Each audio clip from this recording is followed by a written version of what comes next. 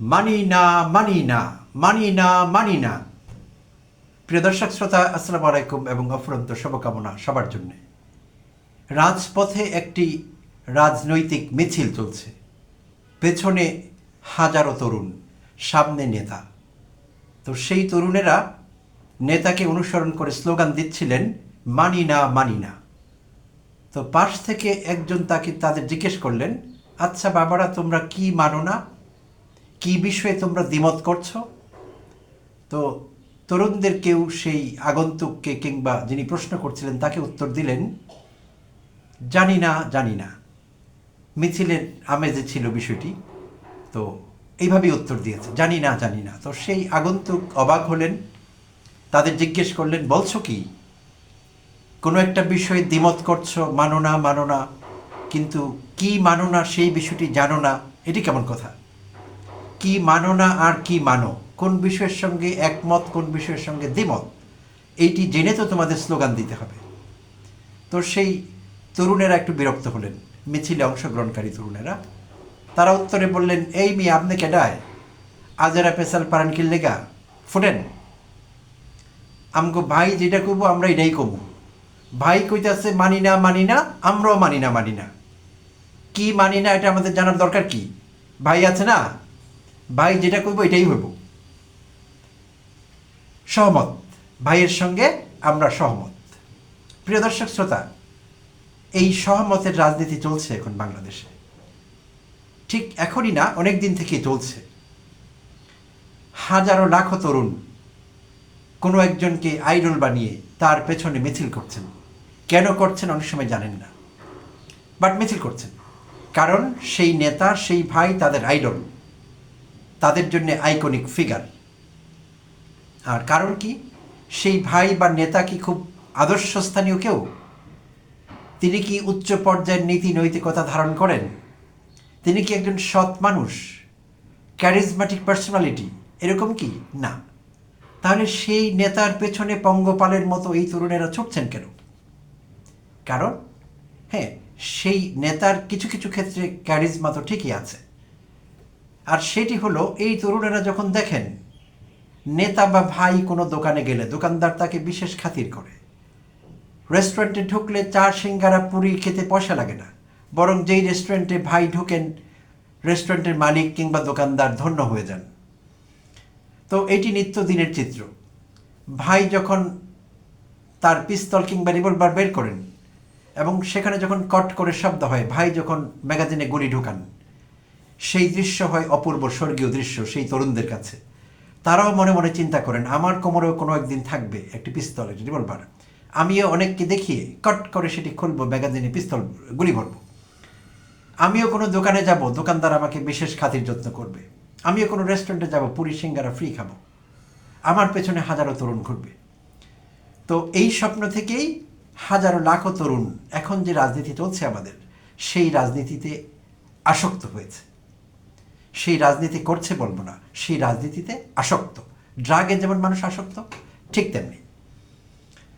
আর এইটি বহু বছর ধরে চলছে। আর যদি ঢাকা কেন্দ্রিক হয়, ইউনিভার্সিটি অফ কাটাবন, তো সেখানে দেখা যায় ইউনিভার্সিটি অফ কাটাবনের ভাই চকচকে মোটরসাইকেল হাঁকাচ্ছেন। তার মোটরসাইকেল যেখানে তিনি রাখছেন সেখানে হাজারো তরুণ, শত তরুণ তার পিছনে তাকে ঘিরে আছেন। তো সেই তরুণেরা তখন স্বপ্ন দেখে তারও একটি চকচকে মোটরসাইকেল চাই কোনো একদিন। তারও সেই কাটাবন এলাকায় কিংবা এলিফ্যান্ট রোড কিংবা নীলক্ষেত এইসব জায়গায় গেলে বিশেষ খাতির যত্ন চাই। কোনো ফ্যাশন হাউসে ঢুকলে ফ্রিতে জিন্স চাই, শার্ট চাই, টি শার্ট চাই, অনেক কিছু চাই, এবং উল্টো খাতির যত্ন চাই। টাকা তো লাগবেই না, খাতির যত্ন পাওয়া যাবে। তো এই হলো আমাদের রাজনীতির আদর্শ, এই হলো আমাদের রাজনীতির উদ্দেশ্য। বহু বছর থেকে এই চলছে। রাজনীতি কি আগাগোড়াই এরকম ছিল? না, ছিল না। একটি সময় রাজনীতিতে আদর্শ বলে কিছু কথা ছিল, এবং মূলত বিএনপি এবং আওয়ামী লীগের মতো দলগুলো এই রাজনীতি করেছে যুগের পর যুগ, দশকের পর দশক। আদর্শ বলতে অনুসারীদের কাছে এই ছিল আদর্শ, ভাই ক্যারিজম্যাটিক ফিগার, যেখানে যান জায়গা খালি হয়ে যায়, বিশেষ সমীহ, বিশেষ কদর পাচ্ছেন। তো তরুণদেরও সে আকাঙ্ক্ষা জাগে মনে, তাদেরও এরকম পেতে হবে। তো সমাজের বিবর্তন এটি হয়ে গেছে, রাজনীতি এরকম। একসময় এরকম ছিল না। তো আদর্শভিত্তিক রাজনীতি আমরা দেখেছি হয় ধর্মীয় দলগুলোর মধ্যে, কারণ যেহেতু তারা ধর্মীয় ভাবাদর্শে বিশ্বাস করেন, ধর্মীয় ভাবাদর্শ ভিত্তিক রাজনীতি করেন। তো তারা এইসব লুটপাট, চাঁদাবাজি, দোকানদারকে ভয় দেখিয়ে ফ্রি খাওয়া, এইসব তারা সাধারণত করেন না, সাধারণত ব্যতিক্রম আছে। আচ্ছা, আবার আদর্শ দেখেছি কমিউনিস্ট পার্টির রাজনীতির মধ্যে এক সময়, একদা, এখন না, কমরেডদের জন্য তাদের অনুসারীরা জান দিতে পারতেন, সেই আদর্শ আমরা রাজনীতিতে দেখেছি। অনেক কমরেডকে তার বাবার গোলা খালি করতে দেখা গেছে দুর্ভিক্ষের সময়, বাবার গোলা কেটে দিয়েছেন, ধান চাল অভাব পীড়িত মানুষ সেগুলো নিয়ে গেছেন, নিয়ে তারা জীবিকা নির্বাহ করেছেন, বাঁচতে পেরেছেন, যান বাঁচিয়েছেন।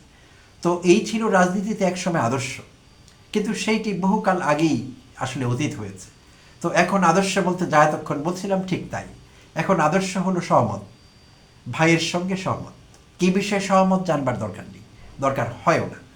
সুপ্রিয় দর্শক শ্রোতা, অনেক দুঃখজনক বিষয়, থাম্বনেইলে আমি 7 জন মানুষের ছবি দিয়েছি। এই মানুষগুলো কেউ আজ আর জীবিত নেই, তারা সবাই গত হয়েছেন। খুব বেশি সময় আগে না, কয়েক মাসের মধ্যে, গত 1 মাসে গত হয়েছেন এই 7 জনের 5 জন। আর একটু পেছনে ফিরে গেলে বাকিদের খোঁজ খবরও পাওয়া যাবে, তারা কবে গত হলেন, কিভাবে গত হলেন, কে তাদের খুন করলো, হত্যা করলো। তো শুরু করব 7 জানুয়ারি থেকে। বিএনপি তখন সরকারে আসেনি, নির্বাচন হয়নি, 7 জানুয়ারির কথা বলছি। নিশ্চয়ই আমরা ভুলে যাইনি ঢাকার তেস্তুরি বাজার এলাকায় কারওয়ান বাজার ভিত্তিক চাঁদাবাজি, দখলদারিত্ব, আধিপত্য বিস্তারকে কেন্দ্র করে নিহত হলেন ঝকঝকে একজন মধ্যবয়স্ক মানুষ, যাকে দেখতে তরুণী লাগে, মুসাব্বির। প্রিয় দর্শক শ্রোতা, মুসাব্বিরকে নিশ্চয়ই আপনারা ভুলে যাননি। নিজের দলের লোকেরাই তাকে হত্যা করেছে, নৃশংসভাবে তাকে হত্যা করা হয়েছিল, গুলি করে তাকে হত্যা করা হয়েছিল সেই তেস্তুরি বাজারে। সেই 7 জানুয়ারি সন্ধ্যায়, সম্ভবত রাত 8টা, তখন চাঁদাবাজি, দখলদারিত্ব এইসব ছিল মনে। তো তখন এর পরের ঘটনাগুলো বিএনপি সরকারে আসবার পরে। তো শুরু করছি 18 এপ্রিলের একটি ঘটনা দিয়ে। 18 এপ্রিল মধ্যরাতে হামলা হয় চট্টগ্রামের মিরসরাই উপজেলার করেরহাট ইউনিয়নের ছাত্র দলের সাংগঠনিক সম্পাদক শাহরিয়ার আহমেদ হৃদয়ের উপর। তাও দলীয় নেতাকর্মীরা এই হামলা করেন, প্রতিপক্ষ নিজের দলের। তো 18 এপ্রিল তার উপর হামলা হয় আইসিইউতে থেকে। তিনি 23 এপ্রিল মারা যান। ঝকঝকে তরুণ, সবচেয়ে কম বয়স্ক যেই বাচ্চাটি দেখা যাচ্ছে থাম্বনেইলে, সে হৃদয়। 18 এপ্রিলের ঘটনা এটি। আচ্ছা, এবার আসছি 21 মের একটি ঘটনায়। নারায়ণগঞ্জের 2500-এ ইউনিয়ন বিএনপির সাধারণ সম্পাদক ওসমান গনিকে কুপিয়ে হত্যা করা হয়। ওসমান গনি কুপিয়ে তাকে হত্যা করা হয়। এবার আসছি 13 জুনের একটি ঘটনায়, অতি সাম্প্রতিক এগুলো। চট্টগ্রামের রাউজান উপজেলার পাহাড়তলী ইউনিয়নের চৌমোহনী বাজারে প্রকাশ্য দিবালোকে শটগান এবং পিস্তল দিয়ে গুলি করে হত্যা করা হয় মাসুদুল হক চৌধুরীকে। এটি অতি সাম্প্রতিক ঘটনা, 13 জুনের। ছবিটিও আমরা এখনো ভুলে যাইনি, বিভিন্ন গণমাধ্যমে সেই ছবিটি এসেছিল হত্যাকাণ্ডে। প্রকাশ্য দিবালোকে বাজারে 30টি সিসিটিভি ক্যামেরা ছিল চৌমোহনী বাজারে, লাভ হয়নি, এর মধ্যে সে হত্যাকাণ্ড ঘটেছে। আচ্ছা, 12 জুন আরেকটি নৃশংস হত্যাকাণ্ড ঘটেছে। খুলনার লবণচড়া থানার মাথা ভাঙায় গুলি করে হত্যা বিএনপি নেতা রফিকুল ইসলামকে। 9 জুন বাগেরহাটের ফকিরহাটে কৃষক দল নেতা বাদল মোড়লকে কুপিয়ে হত্যা। প্রিয় দর্শক শ্রোতা, এইসব হত্যাকাণ্ড সংঘটিত হয়েছে নিজের দলের নেতাকর্মীদের দ্বারা। নিজের দলের দলীয় কোন্দল, অন্তর্দলীয় কোন্দল, সেই কোন্দলে তারা হত্যাকাণ্ডের শিকার হয়েছেন, কখনো কুপিয়ে, কখনো ছুরিকাঘাতে, কখনো গুলিতে। এই মানুষগুলো শেষ হয়ে গেছেন অকালে। তারা কারো না কারো ভাই ছিলেন, তারা কারো না কারো বাবা ছিলেন, কোনো মহিলার স্বামী ছিলেন, তারা আজ আর নেই। তো এরকম হাজারো উদাহরণ দেয়া যাবে, হাজারো। সব ঘটছে নিজের দলের নেতাকর্মীদের দ্বারা, প্রতিপক্ষের দ্বারা না, নিজের দলের লোকদের দ্বারা। কেন ঘটছে? কারণ যে কোনো মূল্যে চাঁদাবাজি করতে হবে, যে কোনো মূল্যে আধিপত্য বিস্তার করতে হবে, যে কোনো মূল্যে জমি দখল করতে হবে, বালু মহাল দখল করতে হবে, টাকা কামাবার সোর্স বানাতে হবে, কাকে মেরে কাকে গায়েব করে এইসব কোনো বিষয় না, চলছে এটি প্র্যাকটিস এখন। কেন? কারণ এই রাজনীতিতে আদর্শ বলে কোনো কথা নেই। যেই তরুণ পায়ে হেঁটে মিছিল করছেন, তিনি চিন্তা করছেন আমার একটি হিরো ব্র্যান্ডের কিংবা ফিনিক্স ব্র্যান্ডের বাইসাইকেল দরকার, বাইসাইকেল হলে আমার চলাফেরা করতে সুবিধা হয়।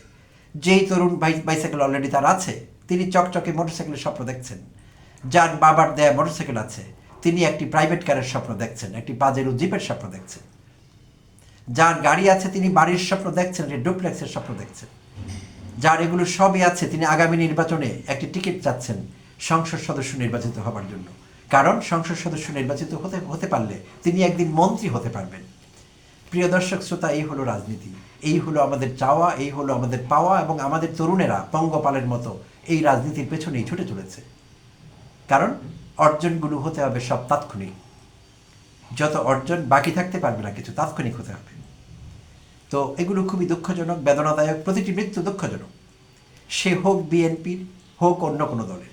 তো এই মুহূর্তে বিএনপির এই হত্যাকাণ্ডগুলো বিএনপি নেতাকর্মীরা শিকার হয়েছেন তাদের দ্বারাই, তাই আলোচনায় তাদের নিয়ে এসেছি। অন্য কোনো কারণ নেই, বিএনপিকে ছোট করার উদ্দেশ্য না, কিন্তু যা ঘটছে রাজনৈতিক বাস্তবতা তুলে ধরবার জন্য এই মুহূর্তে এটাই ঘটছে দেশে। এবং আরও কত প্রাণ ঝরবে আগামী দিনগুলোতে আমরা জানি না। আশঙ্কা হয় ব্যাপারটা কি এরকম ঘটবে যে বিএনপি 5 বছর ক্ষমতায় থাকলে নেতাকর্মীরা একে অপরকে মেরে সব পরিষ্কার করে ফেলবে, প্রতিপক্ষ দরকার হবে না, নিজেরাই নিজেদের প্রতিপক্ষ বানিয়ে এইভাবে হামলা করে একে অপরকে শেষ করে দেবে। বিষয়টি কি তাই? তাই তো দেখছি আসলে। হ্যাঁ, দল কি এ ব্যাপারে নিশ্চুপ না।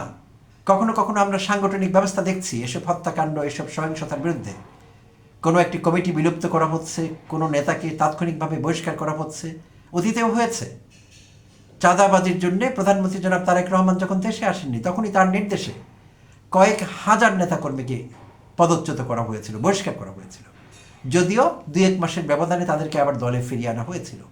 এইসব সিদ্ধান্তই ছিল আত্মঘাতী বিএনপির জন্য এবং সামগ্রিকভাবে রাজনীতির জন্য। কারণ তারা একটি মেসেজ পেয়েছে যে এইসব করা যাবে, খুন যদি না করি তাহলেই হবে, চাঁদাবাজি করা যাবে, দখলদারিত্ব করা যাবে, সব কিছু করা যাবে, প্রভাব বিস্তার করা যাবে অন্যায়ভাবে, দল সাময়িকভাবে শাস্তি দেবে, 2 মাস 3 মাস পর আবার ফিরিয়ে নেবে। সেটিই ঘটেছে। তাই তো নিয়ন্ত্রণ করা যায় না। কেন দরকার ছিল? বিএনপিতে কি নেতাকর্মী কম আছে? 7-8 হাজার 10 হাজার নেতাকর্মীকে বহিষ্কার করা হয়েছিল চাঁদাবাজির অপরাধে। তাদেরকে আবার দলে কেন ফিরিয়ে নেওয়া হলো? কি কারণ আছে? এই বার্তা দেবার জন্য যেগুলো সব ঠিক আছে, আমরা সহমত, তাই তো হচ্ছে। প্রিয় দর্শক শ্রোতা, এই সহমতের রাজনীতি আর কতদিন চলবে? আমরা আর বুঝে না বুঝে কতকাল সহমত ভাই বলবো? এই প্রশ্নের উত্তর কমেন্টে আপনাদের কাছে চাই। সঙ্গে থাকবার জন্য অনেক অনেক ধন্যবাদ জানবেন।